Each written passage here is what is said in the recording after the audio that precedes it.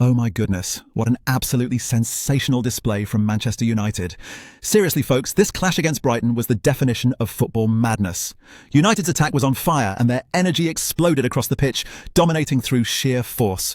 With 12 total shots, they came at Brighton like an unstoppable tide, utterly relentless from the start.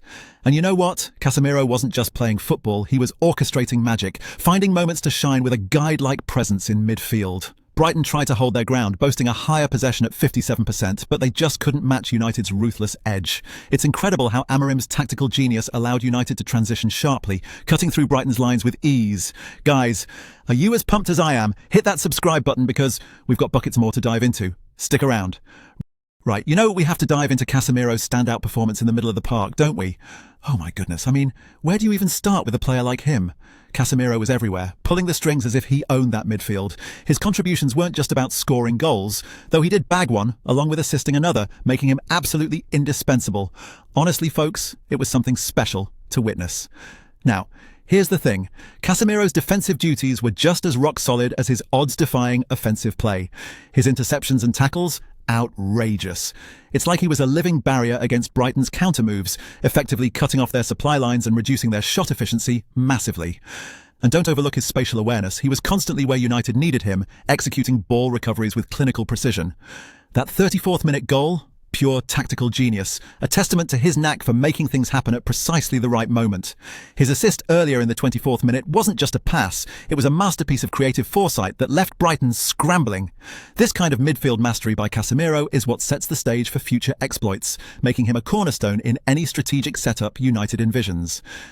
Now, shifting gears a bit, let's dive into the nuts and bolts of Manchester United's defensive game plan in this match. With all eyes on their attacking prowess, it's easy to overshadow some cracks in the back. While Casemiro was crafting magic in the middle, the Reds in the high-pressing mode did leave spaces, those wide-open spaces, that Brighton nearly capitalised on.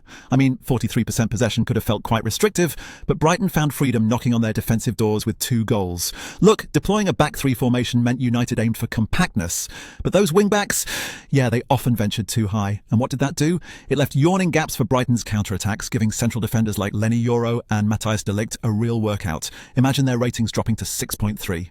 It's a tough one, right? Amarim's tactic of pressing high up definitely came with risks, ultimately exposing areas to exploit. So while the 3 at the back formation offered certain flexibilities, it was perhaps these defensive lapses that underscored United's vulnerabilities tonight. Addressing these will be crucial, perhaps reinforcing the backline or recalibrating this intensity is where Amarim's future challenges lie. And speaking of turning points, let's dive into the game's defining moments that really swung the pendulum of momentum. Oh my goodness, it was intense. So Casemiro's goal in the 34th minute was nothing short of electric. I mean, that strike really ignited Manchester United's charge and set the tempo for their aggressive play. It was like you could just feel the shift in energy throughout the stadium. But hold on, Brighton didn't just roll over. Danny Welbeck's goal in the 74th minute was a game-changer on its own. It highlighted United's defensive chinks and Brighton capitalised right there. The tension was palpable and you could see the nerves starting to fray. And how about Charalampos Kostoulis' injury-time equaliser for Brighton? It was just sensational. That goal was a testament to Brighton's persistence and fueled their hope for a draw. Then bam! Bryan Mbeumo's last-minute goal was the dagger that sealed it.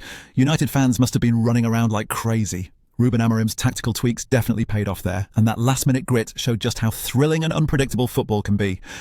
Now, breaking down Manchester United's commanding 4-2 triumph over Brighton, we saw a potent blend of tactical awareness and individual brilliance, right?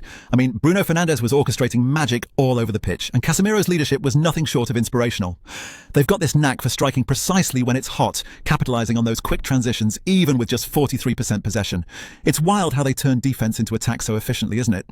But let's be real here. Manchester United still has some defensive kinks to iron out, especially with those wing-back slots. Brighton showcased their possession skills around 57%, and if they just had that cutting edge up front, who knows what could have happened. Their set-piece play needs sharpening too if they want to consistently compete with top-tier teams. Looking forward, United's got to patch those defensive gaps, while Brighton should harness their ball control better. Anyway, it was just a rollercoaster of a match, don't you think? What's your take on Manchester's defensive setup? And does Brighton have what it takes to climb the standings? Pop your thoughts in the comments. Let's dive into a debate.